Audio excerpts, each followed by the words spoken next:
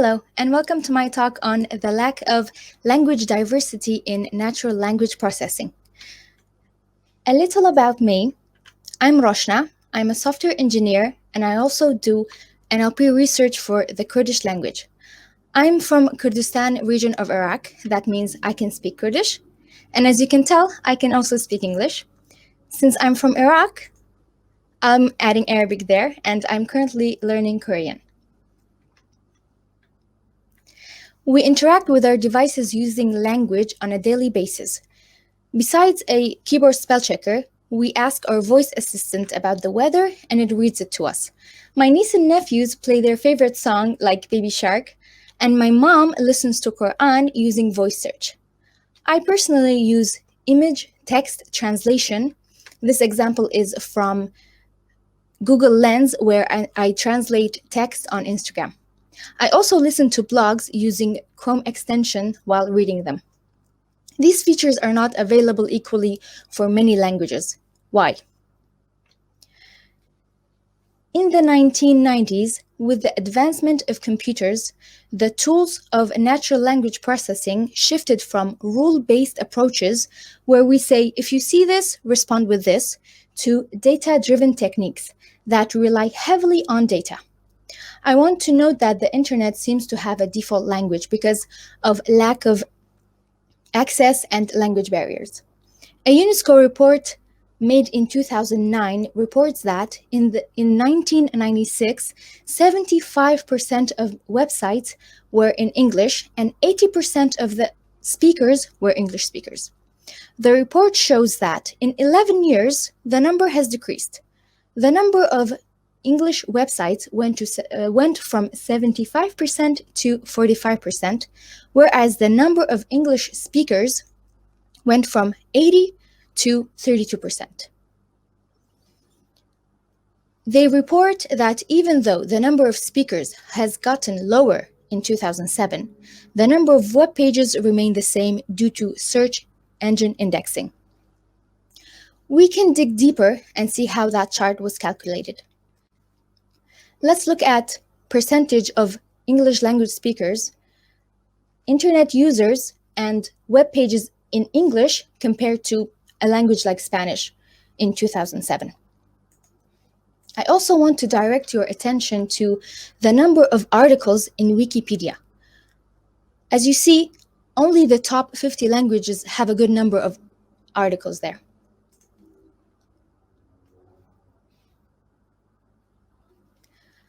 Most of today's NLP research focuses on 20 out of 7,000 languages of the world.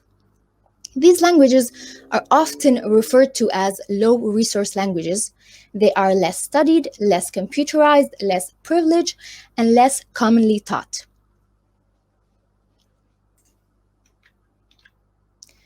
Resources, as defined by Emily Bender in the Gradient article, include digitized collections of written, spoken, or signed languages, which can have labels or annotation depending on the task.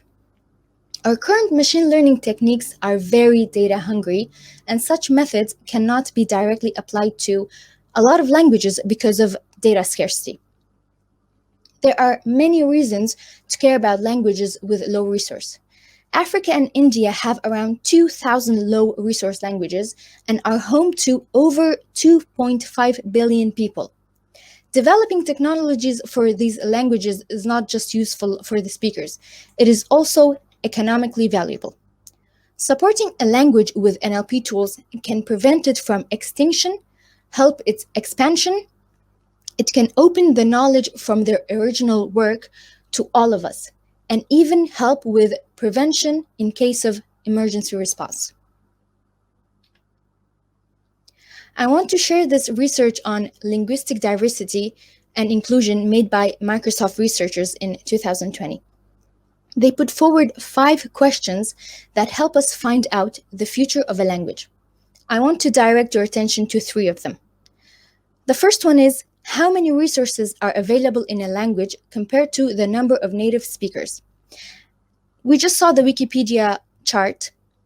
There is a hierarchy of different kinds of resources. The researchers categorized all of the languages into 6 places in the language race. When it comes to resources, there are different types. The first one is the winners. They are in the lead. They use state-of-the-art language tools. Examples include English, Spanish, and Japanese. Why is that? Because of a dominant online presence, massive industrial and governmental investment in the development of resources and technologies for these languages. Next one is the underdogs. They have large resources of unlabeled and less labeled data. They have potential to go forward. Examples include Russian, Hungarian, and so on. Next one is the rising stars. With the rise of unsupervised pre-training, they have had a boost. They have a strong web presence, but not enough labeled data. Next one is the hopefuls. They have a small set of labeled data, they have communities, and they will have promising tools in a few years.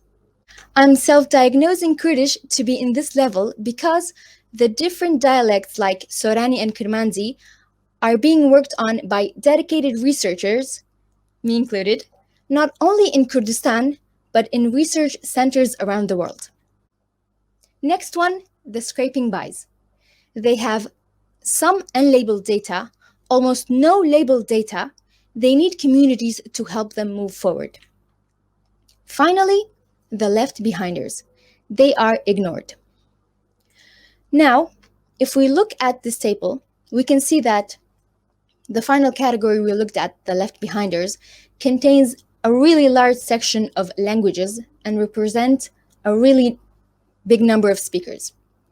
Even though the winners have a large number of speakers, the lack of technological inclusion for different languages could draw native speakers away from the ignored languages toward the winners, which could lead the inequality to further increase.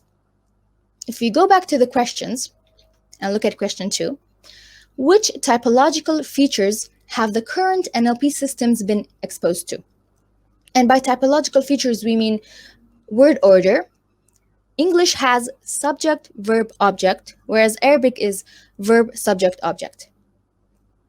There are typological features that the current systems have not been exposed to in the resource-rich languages. It does not help that the technologies require high resource languages in order to transfer the tools to a low resource language with similar features.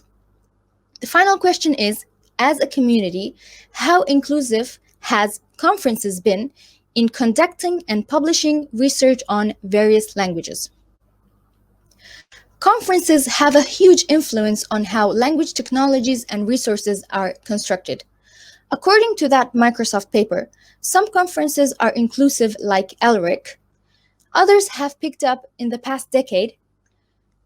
They also state that the newer conferences are more diverse and multilingual.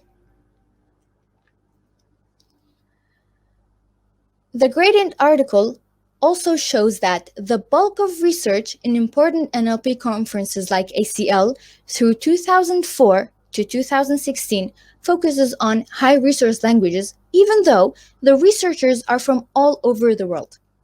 English has the highest count, followed by Chinese and German. It is true that geographic diversity is an issue in NLP research.